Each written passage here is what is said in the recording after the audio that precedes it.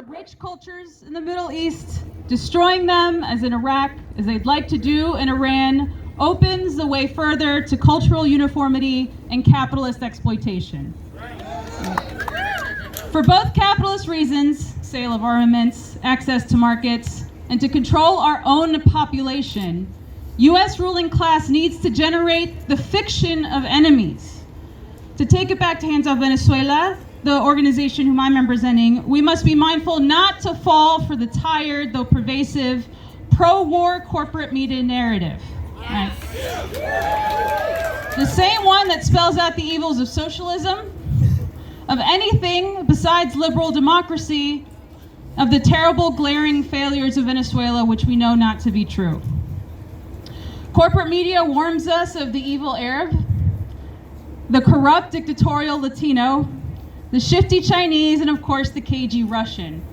A racial class who the U.S. would otherwise approve did they not make the mistake of asserting a multipolar world, right? And this is what it's about. Iran, China, and Russia held joint military drills last week. The killing of Soleimani was as much of a reaction to that as to the Baghdad embassy protests, according to Black Agenda Report.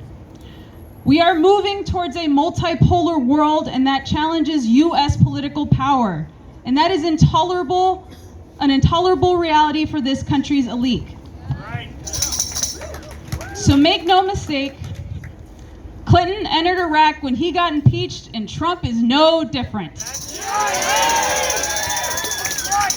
This is the natural byproduct of a two-party rule. They are hand in hand. In fact, the only thing that gives me comfort is that John McCain is dead, so he can't enjoy this.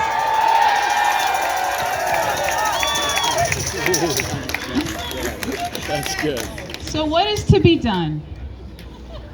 Get involved in a political organization. Join Vets for Peace, Code Pink, DSA, Hands Off Venezuela, and make sure that we understand that the movement is not complete even if Bernie wins. So I'd be remiss if I didn't tell you about our next event. We are on Saturday, July 18th at 2 p.m. at the Portland Peace House. We will be, January 18th. My bad. Yeah, I wish we had that level of foresight and organization. No. We'll be, so Saturday 18th at 2 p.m. at the Portland Peace House, we'll have a Venezuelan journalist from Venezuela Analysis. So come learn about how the U.S. corporate narrative distorts reality that teaches us to hate Venezuelans the same way that we are told to hate Iranians. And we will hear the Democratic Party say that, right? Maybe they might not want war, but Iran is evil. Right? So what do we say? No war but class war! No war but class war! No war but class war! No war but class war! No war but class war! No war but class war! No war but class war! No war but class war! Hey. No war but class war, baby! Speaking of event announcements, I've got two more for you. I was just told that on Sunday at 3 p.m. at Roosevelt High School, Ron Wyden is having a town hall, so you might want to show up and ask him to do something, I don't know. And also, there is a forum at 5 p.m. is that right? 5 p.m. on Sunday, Beyond the Ballot Box. DSA, Jobs with Justice, Pop Mob, and other community groups are going to be talking about anti-fascism and community defense, because again, we have to fight this fight on all fronts.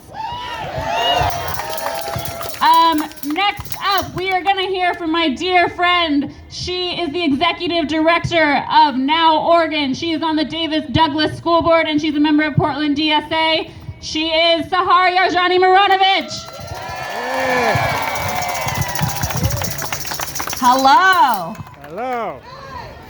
Thank you, Liv. My name is Sahar Yarjani, and like Liv said, I'm the executive director of the Oregon chapter of the National Organization for Women. Yes. Thank you. And I'm on the David Douglas School Board and a member of DSA. I was born in Tehran, and that's actually where my parents are right now. So it's a heavy time right now, and I wanted to give you all a little bit of background to everything. So up until the 1950s, Iranians saw the US as a symbol of freedom in the world.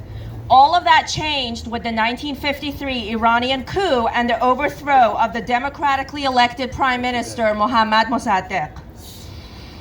At the time, Iran's oil reserves were under the control of the Anglo-Saxon Iranian Oil Company.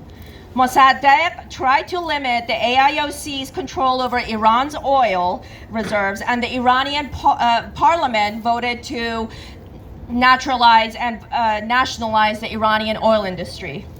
In response to their corporate representatives being expelled from the country, the United Kingdom joined forces with the US and the CIA to remove Mossadegh from power and place a monarch, the last Shah of Iran, Mohammad Reza Pahlavi, into power. Pahlavi relied heavily on the support of the United States during his rule. This coup was the first covert action by the United States government to overthrow a foreign government during a time of peace. The lesson of the coup for US policymakers was that unfavorable foreign governments could simply be replaced with dictators more conducive to US interests. The 1953 Iranian coup served as a model to carry out similar CIA-led operations in Guatemala in 1954 and Chile in 1973. Pahlavi's 26-year rule ended with the 1975 Islamic Revolution. Now, many factors played in to the role, what caused the Islamic Revolution. As it goes, the rich were getting richer, the poor were getting poorer. The country was being led by an individual propped up and supported by a foreign government. Sound similar? Yeah. His loyalty to his country and people was questioned. So after months and months of civil disobedience and protests, the Shah fled the country and fled to the United States. Given the United States' prior history with Iran in the 1950s, some Iranian revolutionaries were enraged about the US giving refuge to this monarch that they wanted to bring and place on trial. In retaliation, a group of students took the staff of the US Embassy hostage in November of 1979 for 444 days, ending on the day Reagan was sworn in as president. Whoa.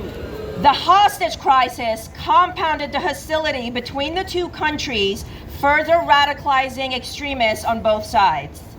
Since the revolution of 1979, Iran has been under some form of sanction or another imposed by the United States.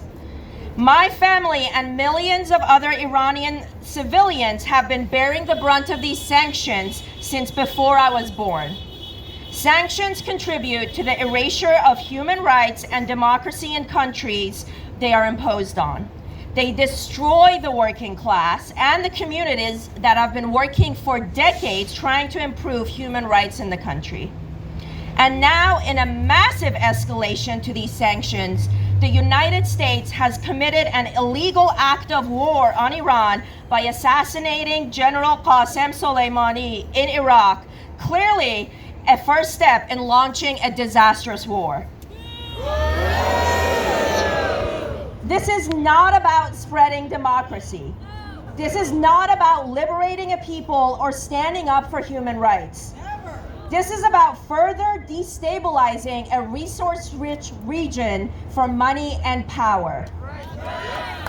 This administration has surrounded itself with the same people who took us to war in Iraq, wreaking havoc in the region and resulting in the death of millions of innocent civilians.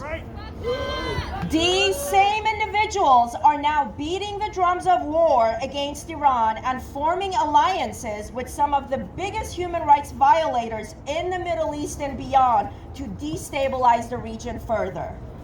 We can't afford to let this administration continue its warfare and interference into other countries. Millions of innocent people have died.